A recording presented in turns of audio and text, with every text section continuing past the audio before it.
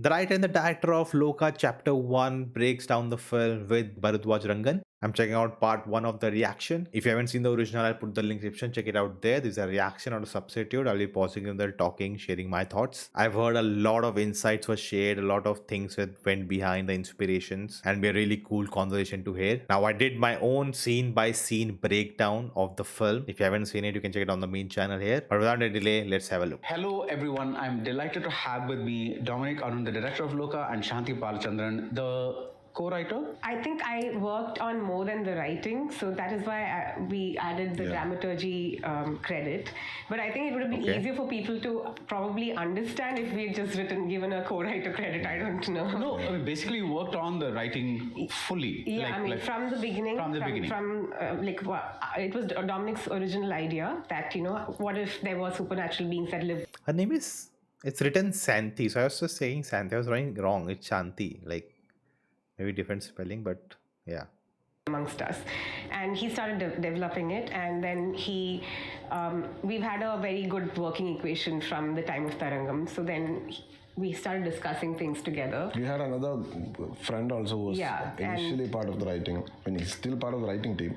But then we needed, because we were telling a story about a female protagonist, we felt like there should be a strong feminist angle that should naturally come with the film. So that's where Shanti comes into play, and she's made sure that everything is perfect in that sense. Okay, I'm going to stop you right there because there are going to be spoilers here. So in case you haven't watched Lokah, do watch it and then come back to this conversation because it's a very, very interesting film and that's what you're going to be talking about. But why can't men write feminist movies? Started with a big controversial question.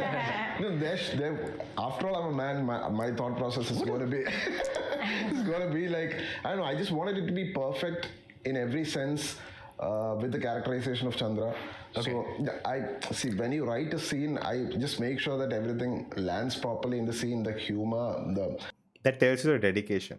What the characters are going through, everything. But then still I need to consult with Shanti if everything is just fine, just have a run through these scenes to see if everything is perfect. So she's a great help in that she's got a good understanding of characterization and how people's emotions travel through cinema. So it was a great help to have her on board in that sense. This is, I'm so happy for you, first of all. Let me say this because very, very few films shine a light on the people who were also involved in the creation of that world, mainly because the writing is so important, the creation of the world is so important, the dramaturgy is so important but it always becomes written and directed by the director, which is fine, but to see your name up in block letters, below the director's name is fantastic. I think I've been very lucky to have the kind of collaborative equation I have with Dominic, because even though he says, that I don't think I could have given a woman's perspective. I mean, that's fair because I have the lived experience of being a woman, plus I have academic training in the social sciences, so I understand that the perspectives I bring are different, but the choice he made to include me and make me a collaborator, that has made the difference. Yeah. So it would have still been an interesting, fun, entertaining film, but the fact that he saw scope for the layers that I was keen on adding, and that he gave me the space to express myself freely and to have these discussions and to incorporate them made all the difference. So I really feel that it's not just about the fact that there's a woman's perspective, it's the fact that there was a male director who, was such an ally. I think this film in its totality is a great example of allyship, whether it's Dulquer Salman choosing to produce a film with a woman protagonist and to actually a risky film. We didn't know. And it's an expensive film. It's an expensive film, especially for Malayalam. I think people see the number 30 crores as, there's discussion. Does that make it official? Are you saying officially the budget is that? I don't know, maybe. How small the budget is, but for Malayalam that is huge, a huge budget. Yeah. And to actually back a project like this, take that risk, and to tell the story of a woman at its heart. So the producer, the faith that he showed, the director, the choice that he made to include a woman in the writing. and the fact that Naslin, who's an upcoming young superstar, chose to do a film where he's not front and center. All of these are, I think, prime examples of allyship. And like we talk about women breaking glass ceilings, that will not happen if there aren't men to support them in that journey. Yeah. And I think the fact that they've used their social capital and capital to actually make this happen is just such a great example of solidarity. That's fantastic. And so, can you give me an example, or you give me an example of one? Let's say he's got the overall, like the one line. Let's say for the loose term. Can you give an example of something that you added?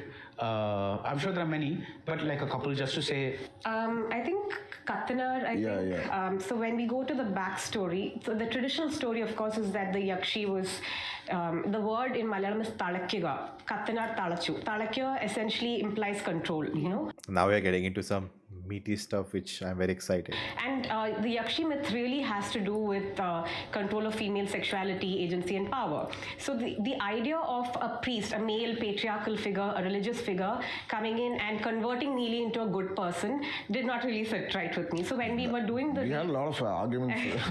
So that was what the original thing was. The original story is... the original story about the one that is in the Aidihimala or the folklore is actually Kathanar taking control of Neeli. Oh, so there's a man who controls something like a sorcerer who comes and exactly. protects the population from this vengeful spirit. That's the traditional story. So if we go with the typical way of treating that scene, it would be him turning her into a good person and asking her to do good things in life. Male savior kind of thing. And lead a good life, basically. Yeah. But Santhy was so adamant that this cannot be the way we are going to treat it. And she's the one who changed that bit into, I mean, in the present version, I think it's a dying mother who gives her that how to go on, move on. Like I think she says something like, use your powers to free people like us or save people like us, something like that. Yeah. So this idea that her code of honor comes from a woman was extremely important to me personally.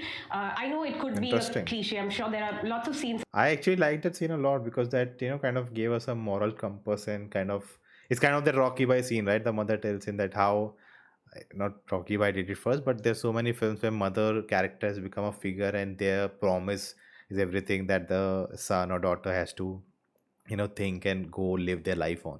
So that kind of connects more than, one stranger you met and the sorcerer, he telling you what to do in life. Films where the mother is, but that is such an important. But context is also important. Yes, so, and it is the story of indigenous folk, right? So, and that's where it connects really. Chandra, as a child, she survives the virus because she's supposed to have a clean, healthy body, and that is also why Nachiyappa survives the bite. But he has a clean body, but not a clean mind. So he has grown up in a very patriarchal setting with a misogynist father, with a mother who has become a victim of patriarchy. So that's the worldview he has grown up with. Whereas, by contrast, Chandra grows up in a very nurturing environment with parents who've given her love. She's connected to nature. Like the wisdom of folk cultures. That is something she has grown with. So that is so it's your social conditioning also which decides whether you're a good person or whether you become a force for evil. And so that also kind of ties in. So I had great fun with characterizing Nachiyappa because that was the part where I had he really gave me the space to figure out what Nachiyappa should say when he becomes a force for evil. Right. That whole bit where he talks about fear being the root of respect and, that turning into devotion. That's also a statement on how autocratic societies work, right? Like you embed fear in people and then that leads to respect and then to devotion. And that, these things tell you how deeper the film is. Like it's not surface level, oh, I'm a bad guy, I have to control the world. No, there are deeper layers like this, which is balanced so well with the superhero or the supernatural stuff and all the entertainment stuff. And that's what makes it, I talked about in my review, it makes it so grounded. There's so much nuance in the film, yet it is so entertaining and commercial in that aspect. So I had a great time bouncing these ideas of each other, and we've had lots of disagreements. I think, but we also go back 8 years, and there's a level of respect and trust that we have with each other that I think has helped us a lot in this process. Because even if we don't see eye to eye on something, after a point, if he sees that there was value in what I said, he will always. I know that he will always, make room for. That is important. That is very, very important, because you trust the other person that what they are doing is not out of ego or anything. They just want to make it a great film as you want. Like, the priorities are set. And similarly with me also, I think if there have been points where I've been too particular, and then gives me a perspective that makes sense to me, because he's somebody who's very connected to the root of Kerala, because he's grown up in Kerala, he's lived there, he knows how young people think and talk, and so my perspectives are different because I've grown up all over India and abroad. So I feel like he really knows the pulse of the land. So there are times when I understand what he's saying also. In fact, I was joking because I recently did a web series called Nalar Sangam, Krishan's web series, and 4.5 gang.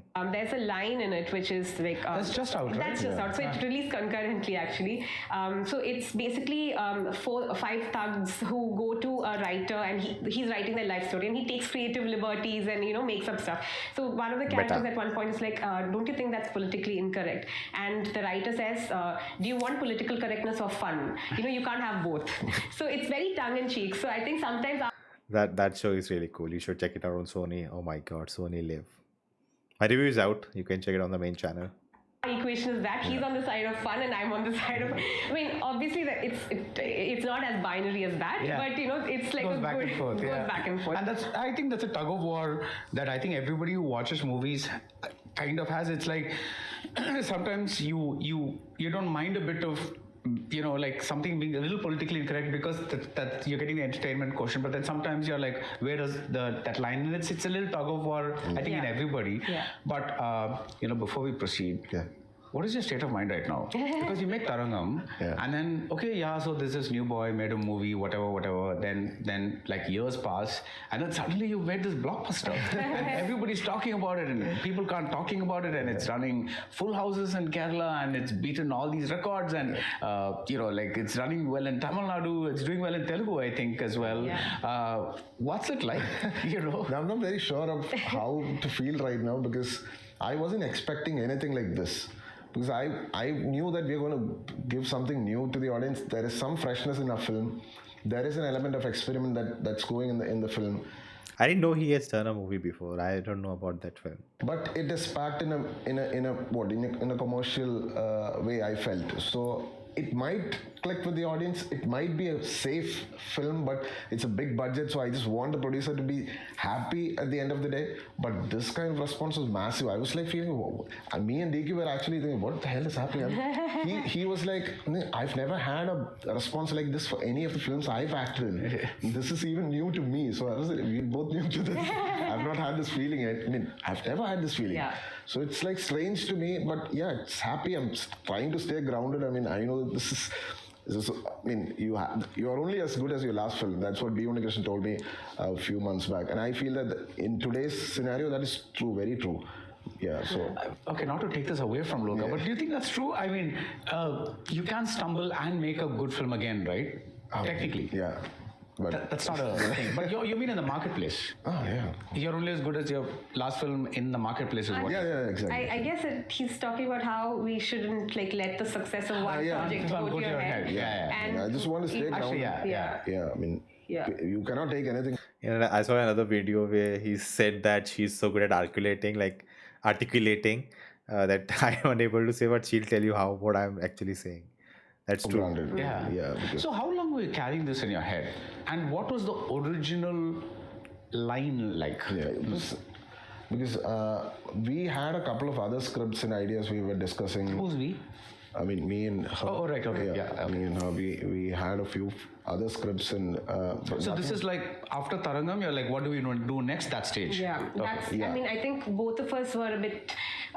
We went through this phase of not really having work, and we. I mean, even my career, I've done like one film every other year or something, and I've never tasted success like this with any of the releases that I've had. Yeah. So this has been like what for me as well.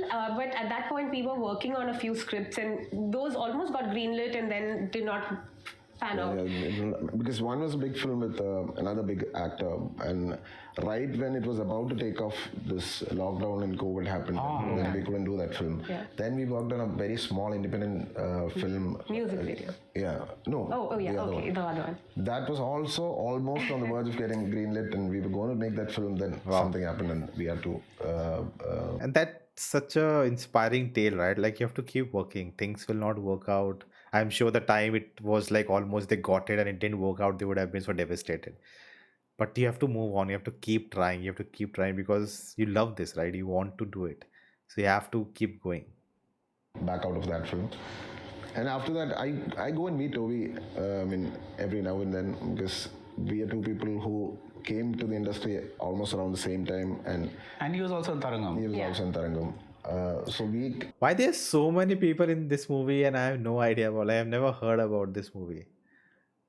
I don't get it. have discussions like, about depression and the stuff like that. We discussed that. So it was like he was shooting Tallumala, somewhere in, I think Talasheri or somewhere. So he asked me to come over. Let's have a discussion or something. I went there. Let's have. Not discussing any stories or something. We were just talking randomly, and he was like, "I think Two men talking about feelings. Yeah. That's what I mean. I mean, he may not think of himself as a feminist, but he is a feminist in his actions. So and then Toby was like, I think people are ready to accept crazy stuff like what you have in mind. My idea of cinema.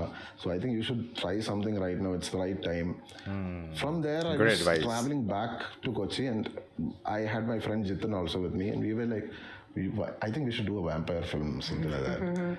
I had this idea in my mind. I wanted to do something with a vampire and connect it to the Yakshi myth in our this thing. So let's start with something like that, and then we slowly started developing the idea.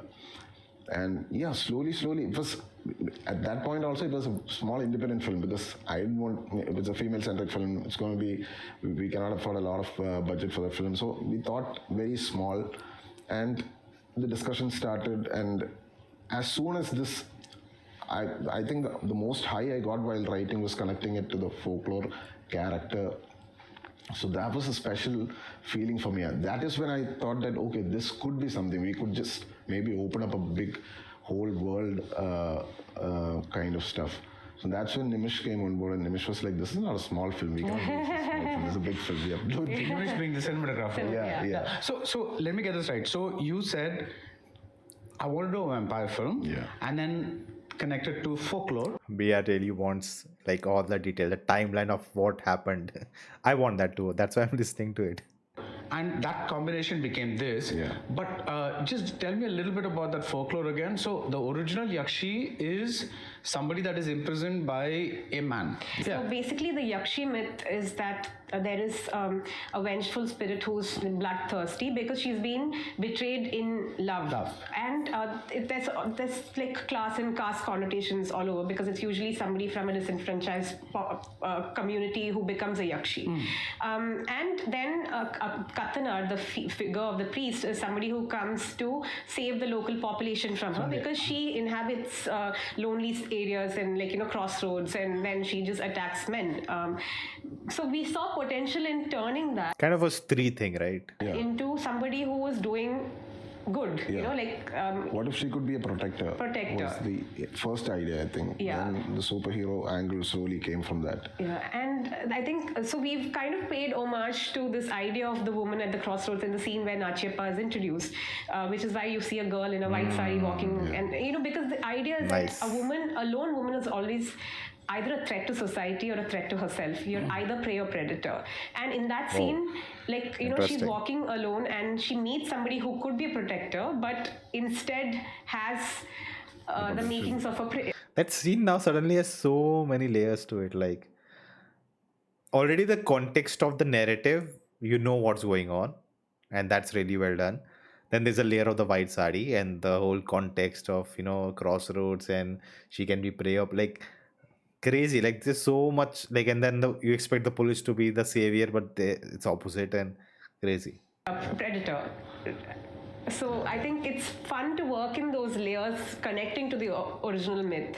And so yeah, this is a reinterpretation. So the original myth has been deconstructed and made to fit this world that we are creating. Right. So one thing that really appealed to me above everything else is how Chandra, the protagonist, is portrayed as a very lonely person. And that vulnerability is something that I haven't seen in too many superhero movies. What does it mean to be somebody who's abnormal, right? Like not quote unquote normal, right? What does it mean to have powers, be immortal, and travel through centuries without being able to have proper relationships, without being able to settle anywhere, all that kind of stuff. And I thought that saw something the movie brought out beautifully, because even in her initial interactions with Naslan or whatever, she's like, there's one part of her that wants to go and become friends with people who at least look her own age or whatever, but there's another part of her that's saying, okay, what's the use anyway, I'll have to pretty much push off somewhere else, kind of a thing. So I thought that layer was fantastic. Now tell me how that came about. See, I was always fascinated by this idea of immortality and immortal beings. So I've read a lot about that same stuff, and I've done a lot of research, basically reading and watching stuff. And there is this film called, I'm going to say that because there's a film called Man from Earth. Okay. I don't know if you've seen it. Well, I think it's. I have seen it, and this was in the thumbnail itself, so I knew this.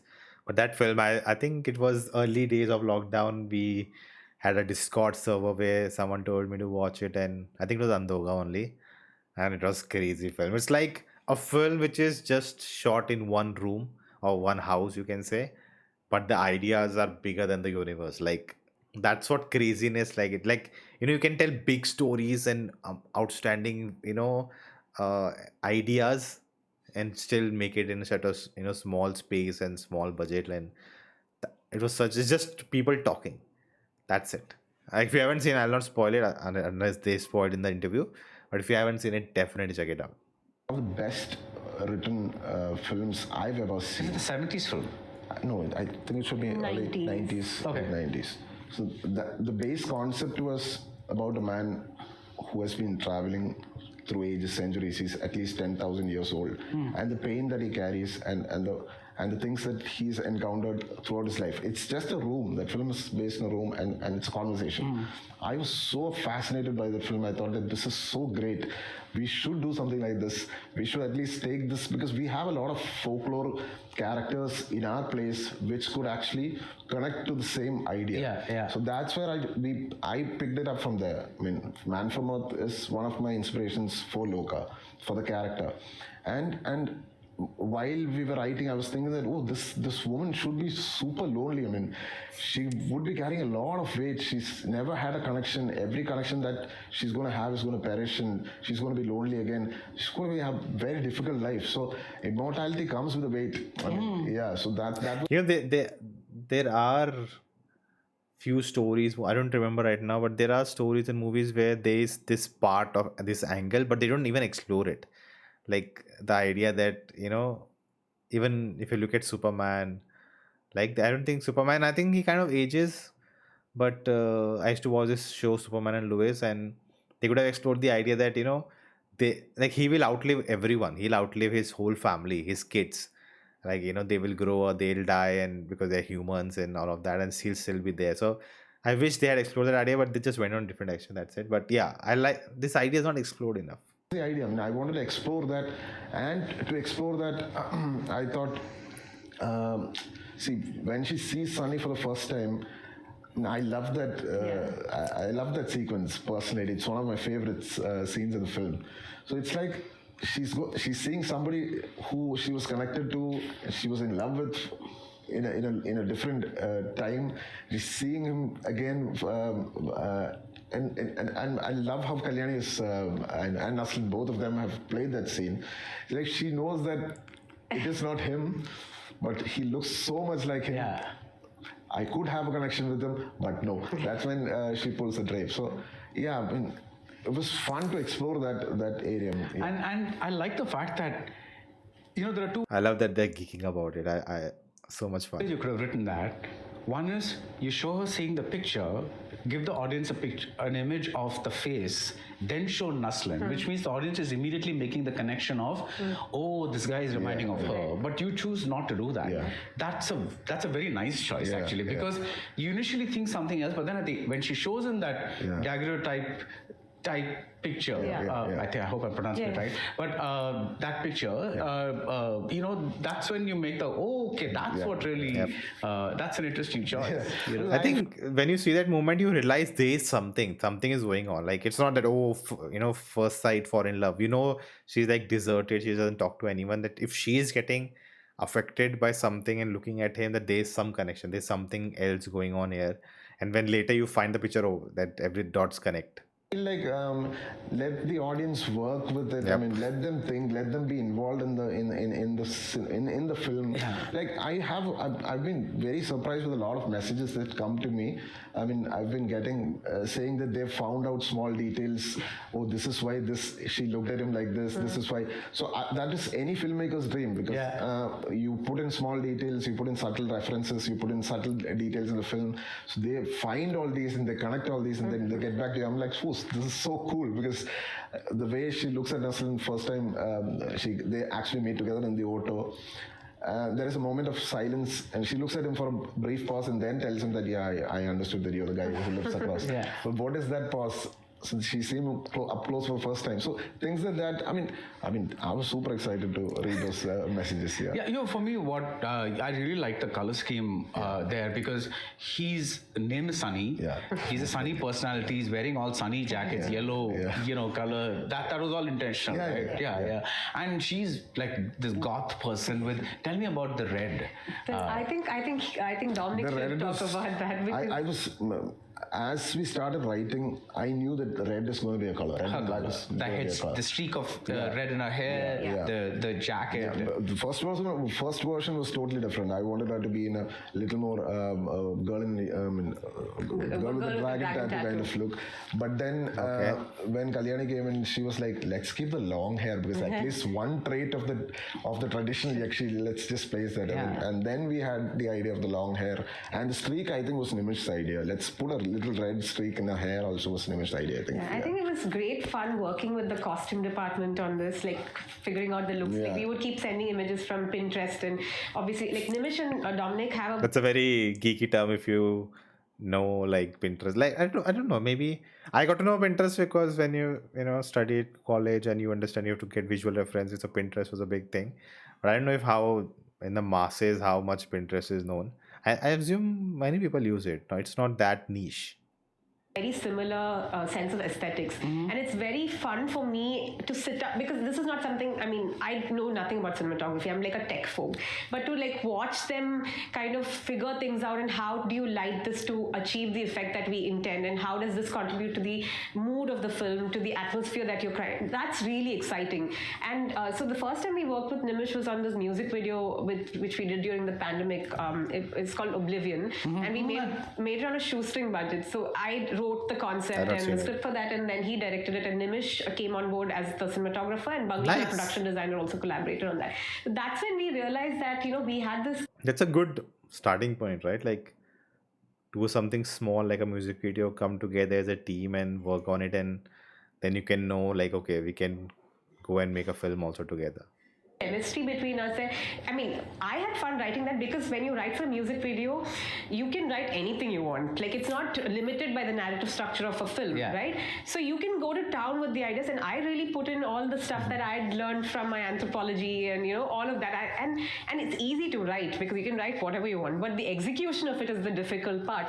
And these guys just took it to another level. Like I was so amazed to see how things kind of gelled between them, and how they converted those words into images. So I think that's also what gave us like the confidence to tackle this. And I think we had a lot of time for prep. Yeah. We took a lot of time prepping for the film. Nice. We went into That shows in the output. Like, you cannot pull off those transitions, those, the way everything looks so good. You cannot pull that off just by, 2 days of going to places and just shooting it. detail this thing about how our locations are going to look, what colors the locations are going to have, what kind of costumes are every character going to wear, what colors are we going to give them. So we had a lot of prep time because Nimish was all involved with the writing. I mean, he was not writing, but he knew how each stage of writing was going, and he was already planning how the film is going to look like. We had a big lookbook. We had a big lookbook, because we wanted it to look like a comic book at the end of the day, and we wanted kids to enjoy the film. So let's give it a comic book feel. Let's not make it too dark and violent, and let it be a little colorful and playful at the same time. Nice. So when Banglan, somebody like Banglan comes in, he takes it to another level because. And we were just talking before the shoot and began, and you were saying that the actual shoot of Lokah began around last Onam. Yeah, last Onam. And today this Onam, and it's a year exactly. So it's like That's just crazy. I was thinking, that the posters came out 2 months before the film released. Like, I didn't even know that there's a film being made, Lokah, and they're building a universe. Like, nothing. And I would say I'm very much into, the news and what's going on. I keep getting the updates, but I had no idea. And the poster comes out, chapter 1 Chandra, and then you realize it's a universe or, multiple films. And within 2 months, film is out, and we are just raving about it. This is a year of amazing things for you. I don't know. I mean, it's kind of really magical to think of what has happened, the journey we've had. I mean, not just over the last 5 years, but the last 1 year with this incredible set of collaborators who came on board.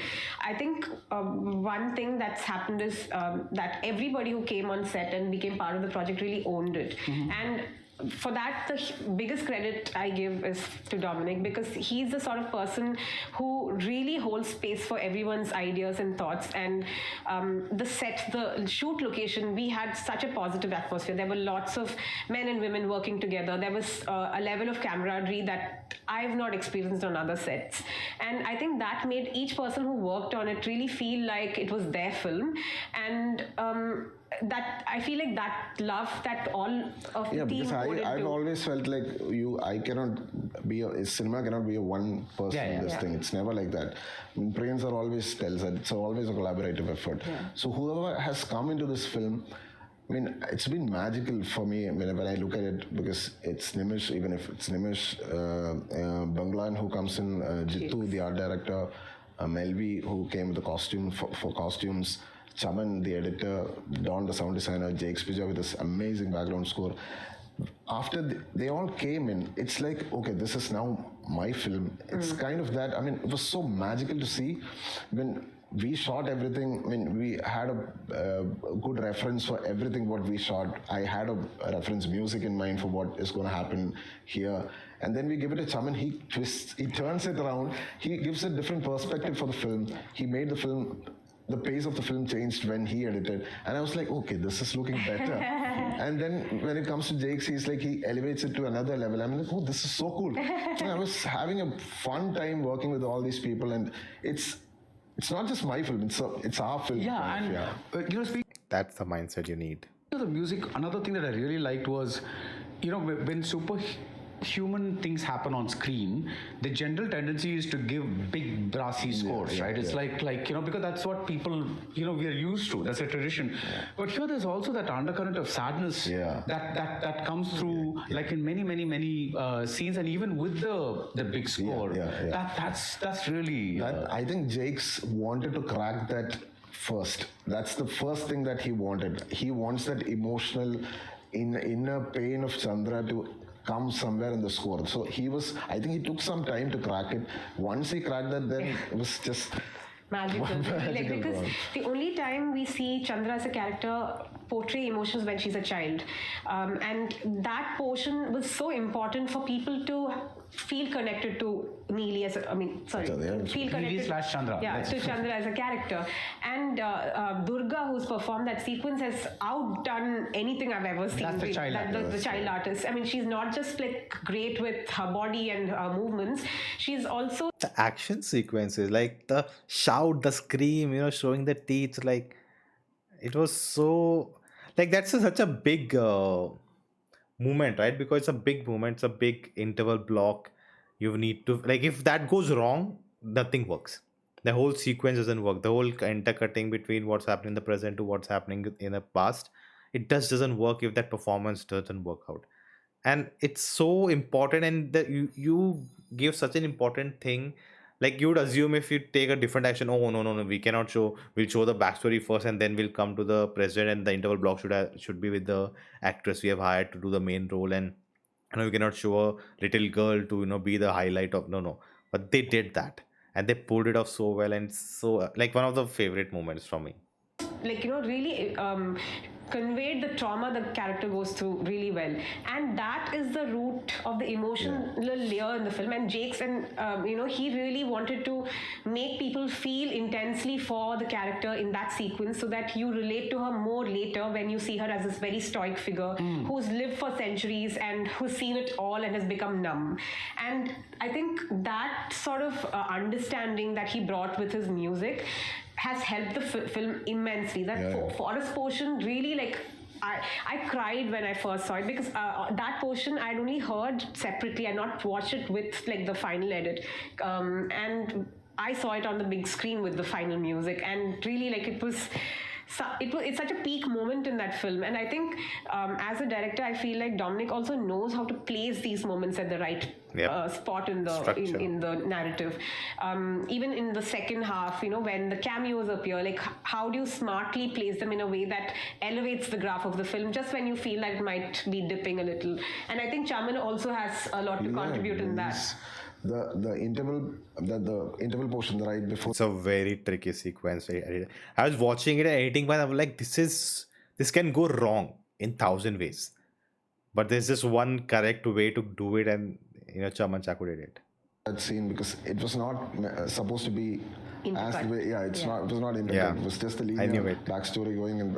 But while we were shooting, me and Nimish, we felt like we could actually have an intercut portion. We could make this a little more interesting. Let's shoot accordingly, and we shot it. And then we shooting the rest of the film. At that time, Chaman gives me a call and he says, "I'm going to intercut these scenes." Okay, I mean, like, okay, so he knows it. And that's what I said. It was magical. Everything just fell into place. People contributing. Everything was just magical in this film. So we spoke about the music, right? Yeah. So just out of matter of curiosity, in your minds, what is the music that Chandra's listening to? He had a reference song for that.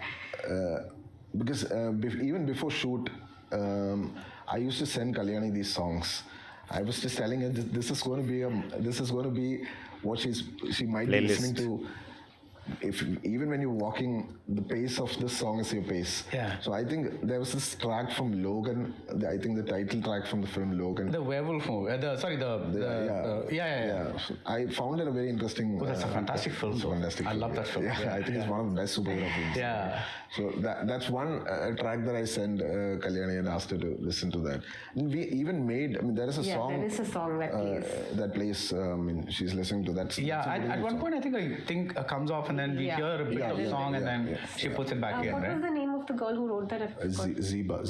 So Zeba has done the lyrics for that. So that was also fun to like. Oh, that's not an existing song. No, it's for the film. So we had this idea. I don't think we get a lot of English lyrics song. Like, of course, I think Anirudh does it a lot, but like in a film which like totally an English song, as if it feels like it's an English song only, not a part of this film. What should she be listening to? So we talked about how it could be about like this, idea of immortality and like living a long life and feeling disconnected. So this was like the concept we gave her, and she did a fantastic job with the lyrics. I think we should somehow at some point release that as well. Yeah, they did that. I'm going to when you say that it was great fun being on the sets and all that. Yeah. I've heard this from Shyam Pushkaran as well. He says he's on the sets of the films that he writes, and he's able to make these small changes based on how the staging is and things like that. Is that common practice in all Malayalam films, or it sometimes happens? Sometimes happens, I think. Yeah. Okay. I mean, I think it's good to have the writer. I mean, on set all the time, because for me especially, because when we were shooting for Nachiyappa, I'm not very familiar with Tamil. I know Tamil, I can understand Tamil, and these small nuances and stuff like that. So I was really glad that she was always on set when we were shooting with Sandy. I think it's good to have the writer. I really had goosebumps when I saw Sandy perform first, because it was this character. I mean, it's the antagonist, but I was so attached to the character. And he just brought a level of menace to it, which really, we were like, oh my God, even if we don't show him a lot, he's still like a foreboding presence in the film, It's fun because I think that his body language and the music, the way that it kicks in whenever he's there, and it's so different than, it's like more beats, more modern in a sense. And the other music with Chandra and everyone, it's more like more smoother, more softer. It's more not tribal, is a folk, more folky. Nice guy. Yeah. And another thing is, what really was interesting about the structure of your film is the very nature of a superhero film means there is a super villain, right? It's like it's it's kind of an origin story of a supervillain also. Yang or whatever it is, right? So there's a supervillain who can somehow squash the thing, but here there isn't technically a supervillain. They are of the same species in a sense. It's like she gives birth to him in a sense. You know what I mean, right? It's like so you're not creating a super villain who's going to it's almost like somebody that is a bad guy, but you also give him some rules, like as in, because this is a fresh creation, the power that he has is much stronger than the power that Kalyani has, because she's much older, it goes back centuries or whatever it is. Those kinds of rules were fantastic. I mean, how did that thing come about? Because I wanted this to be happening in a real world kind of feel, because we have enough bad guys amongst us.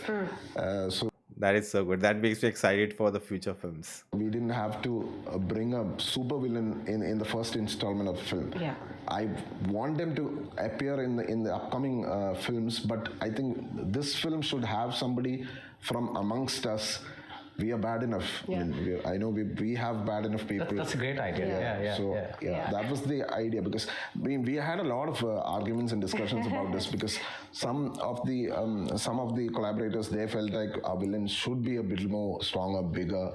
I mean, I was like, no, I think this is the right way to as opposed to a human. Yeah. Human. Okay. So I think for the first, this is a small opening. We're giving a small glimpse into the world. I think supervillains should come later on in the franchise. Yeah. And even with Chandra's character, she's like, the whole thing is, this is a segue into a different world, right? So she was a human who's become supernatural, and similarly, the villain has also a parallel track. And like I mentioned earlier about the environment really affecting who you become and the choices you make. And this is also about like introducing the audience to this world in a small way, but it connects to larger themes that we are going to explore about like good versus evil. And like he said, it's important to ground it in a way as well. And I think that's what it does. Like it gives it a very real world flavor, I think, to have characters who have problematic stances and how that can turn into like supervillainism later. I think that's going to connect later when we see other characters who appear in the story. So is Sandy dead or not? See, I think they didn't burn the body. Like usually I think you burn the vampire's body kind of thing, and they kind of put it in a box and marked it, and it's like so many bodies. So maybe it's definitely is gonna come back. So no, but any special reason for making him a policeman? That was top. Yeah, because it should be somebody, for me, I mean, you as soon as you see a police officer, You get at night, scared. you get scared. I don't know why that happens, but there is a feeling that a We'll have a policeman separate gives. talk about this. So I wanted this guy to be a policeman because there is a general feeling about policemen that you see them, you actually get scared at night. So why should we be scared? They're actually meant to protect us. We should be feeling safe when you see them. So this was an idea we thought we could play around with while, I mean, as a villain, we could actually explore a little bit. And I think, yeah. I mean, for me, the fact that he came up with this, like this idea of placing a policeman as a villain was great, because the way my mind works is like, I'm like, oh, this could be a critique of authority, you know, like, so I feel like when he suggests these things, and then I see potential for like adding nuances and layers to that, and then he gets excited about it. So that's the sort of give and take that happens between us, which has been so fulfilling. That's a great combo, you know. I'm sure they're gonna get poached, you know. There'll be big producers or the industries trying to get them on board, and I don't think they should do. They should focus on what they're building. For me, yeah, even though we disagree, you know, that's also part of the fun. You have taken the vampire idea and you have taken the Yakshi idea. Now, the Yakshis are vampires. Yeah. They are blood. Same, similar. So it's the same thing. Same thing, yeah. It's a Okay. folk version. I mean, it's the folk equivalent of vampires from the West. West. Yeah. Okay. So which means that they are blood sucking and they are immortal. Yeah. Okay. And they are afraid of light, all that is there. No, not afraid of it, but they do inhabit the night. The night. Yeah. So that idea of being destroyed by light, where did that come from? I mean, that's from the Vampire lore. Vampire Okay. lore, Yeah. Okay. Because, the idea was, if you see a lot of traits, the Western idea of vampire and our idea of the Yakshi is almost similar. But then we thought we'll club it together and see how it goes. Yeah. And another thing that really intrigued me was, at first, Naslin, when he finds out, when Sunny finds out that she is this, he faints. Because he's a normal kid, normal guy. And he's like, oh, what did I just see? It's like, but then slowly, without pressing too hard on the accelerator, you have a beautiful relationship built between them, which is based on the actions that they do rather than the things that they say. There is no "I love you" or "Why can't you be?" Nothing like that. But because of what they do, the relationship becomes stronger, which is like things like protecting someone or doing something, or that terrific mass moment where he slides over that bag of blood. Which is like, I'm like, just like, it was so fantastic because you don't expect that. Tell me about the writing of those, the relationship between Chandra and Sunny. So when Dominic pitched this idea of this trio of boys discovering this mysterious woman, I think the way he had the characterization he had in mind itself was of these ordinary guys, young boys who are kind of aimless, and I think even there I really appreciate the fact that he didn't try to make one of them like super macho, and there's like a whole portrayal of masculinity in the film where I was able to really trip on my background, which is that these are like what you call soft boys, right? They are not hyper masculine, whereas the antagonist is, and they are afraid, they experience emotions differently, and that's also in terms of casting we got the right people on board. Naslin has that vulnerability and that charm and that likability that he brings to the screen. The three were amazing. And their chemistry was so important, and Dominic, the skill that I admire a lot in him is his ability to write dialogue that sounds real. I may be able to say this is what I would say even the Hindi dubbing, the dialogues are so like as if talking to your friends nowadays. Like it doesn't feel made up or feels outdated at all. Need to communicate, but to actually say that the way a normal person would, and to make each character sound distinctive with their lines, that's something that I'm like, how do you do that? And I never wanted it to be verbal, this thing. I don't like these cringe lines that come in between characters. So I wanted it to be like felt. I love the fact that I used the word cringe.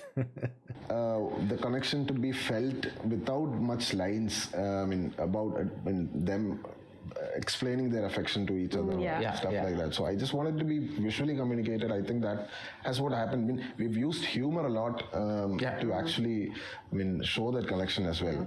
And I think that's that one scene that I think I'm just particularly proud of in terms of our collaboration, is that the morning after he discovers who she is, she asks him, why did you follow me? And he says, no, like those guys were kidnapping you.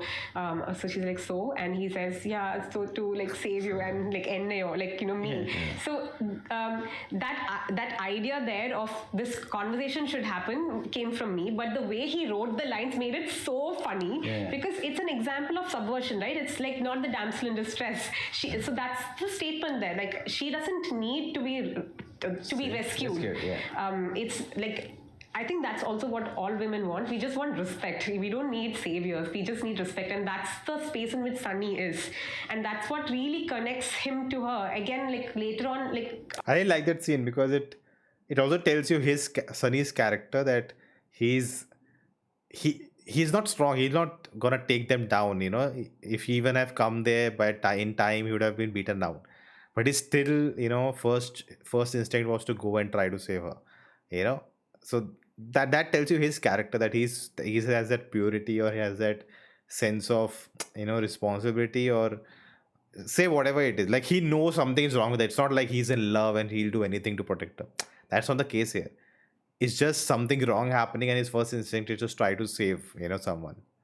As the equation builds, and the things that he does are all coming from a place of like sincerity, even though he may, like, you know, it may not pan out well for him, he's still doing what is right. To just cut in there, I for me it seemed like he was doing something that social conditioning had taught him that he should do. Because he's not a macho guy. He's not like, I'm this big hero who's used to beating up guys. It's like, oh my god, I think it's the right thing to do. But he's also, Naslin's expression is like shit, but why do I have to do this? You know, why am I in this situation? Kind of. But that dichotomy is very much there. Like he's, you know, him being a male tells him that he should do this.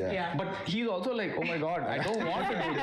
That I think was beautiful in that. And that whole sequence is so funny. Like another detail that Dominic added, which I loved in that sequence, is when Sunny takes out his cross. I think that was Naslin himself. Oh really? Yeah, it was not. Nice. He had this thing. He was like, why? I mean, he did it organically. Okay, that's like, it's all these little things. So I think that's the thing. When you get really great actors on board, they put in their own stuff, which just adds so much detailing to each scene, and that was really hard. And Naslin as a performer, I mean, also because I'm an actor, I was fascinated, you know, being behind the screen and like just watching how they own these characters. He's not just a very spontaneous actor, he's also a very smart actor. Like before each scene, before each shot, he would know what has happened just before, and I would watch him like repeat those lines to himself before Dominic would call action. So it's really nice, that combination, right? Like he knows at what point in the graph his character is without us having to like communicate that to him. He's very aware of that, and that really brings a certain magic to the screen. It's not just the fact that he's so good with comedy and making it so credible and believable, but he's also, I think, somebody who has an innate understanding of the acting process beyond just being spontaneous. And I think, you know, when you see it also, it's not like, it's comic, but it's not like high comedy, you know. It's just the right amount of like lightness in a movie like this. When you decided to set, I like that, you know, humor is very subjective also, but I like they don't treat it as it never becomes cringe, or, you know, it's overdo. Like it's not like the characters are doing it to make you laugh. They are just, you know, behaving the way that character would in a situation like this, and that is funny to you.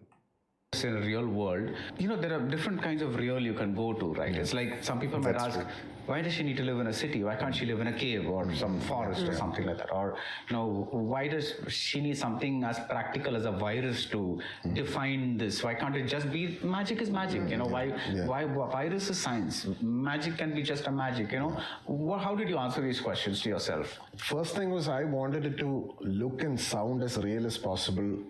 I mean, I've had memes coming up like, people watching after watching Lokah looks at his friend and like, are you one of them? So it would be great if people could have that feeling that, oh, these people might be around, kind of thing. Yeah. So if it is rooted, if it is as real as possible, it would be interesting. That's the initial idea I had. So placing Chandra in a city was the first thing I decided, because I didn't want to place a Yakshi in a rural setting and go to the old this thing. Yeah. Let's just place her in a metropolitan city. Because that's a more interesting idea, right? Like taking something so old and folklore and which we always associate with villages and small towns to bringing it to the main city. The population is so big, there are a lot of people from all around the place, so it's easier to disappear in a busy street or in a busy place. So that was the initial idea. And then the street they live in, the window, the flats facing each other, is lifted easily from Vandaram, because being a big Priyadarsan fan, I wanted something from, I don't know if it's a homage or something, but so that is that was initially set. I wanted this is going to be, the film is going to open like this. I knew that. Yeah. And then placing it, like I said, placing it in a real this thing, and the virus bit also came later. I mean, she gets infected with a bite from a bat, and it is at that time when this Nipah virus and the COVID thing started to. So I like that they keep it very scientific throughout the film. I knew that people were aware about, everybody was aware about this virus infection, so this could instantly connect. I don't have to explain a lot if I just say it's a virus infection. So I think that was all smart choices that we made, so that we could, I mean, people could easily connect to and feel like, I mean, this could happen, these people might be around, kind of feel. Now I get it why so many people wanted me to check this interview out, because there's so many details I love to break down, get to know, and which I kind of break it down in my whole scene by scene breakdown, but getting it from the writer and director themselves, that tells you just so much which has gone into it, and the layering in each movement and scene, and that tells you how much work and effort they put into it. It's just not, oh, this story will just make it and it had these scenes and it just worked. No, they have so much that they have thought, they have written down, they have tried to create layers, and then in the making also they added more movements, the dialogues, the way they are said, the different elements, and different thought behind trying to bring that character into a modern world. That's more fascinating. The loneliness of the character, what she has gone through, the different influences behind it, the addition of a female voice and how much it adds to the narrative, and also her education and everything she knows, and her understanding of characters, and writing all that and adding those nuances and layers to it. So it's always a collaborative effort, and that's what makes a great film, which I have broken down in my video on a main channel. Check it out, 5 reasons why Lokah became a successful film. But I know there's more to it, so we'll check it out here. You can check out part 2 reaction here until it drops, or some other video. Let me know in the comments below, and I will see you next time.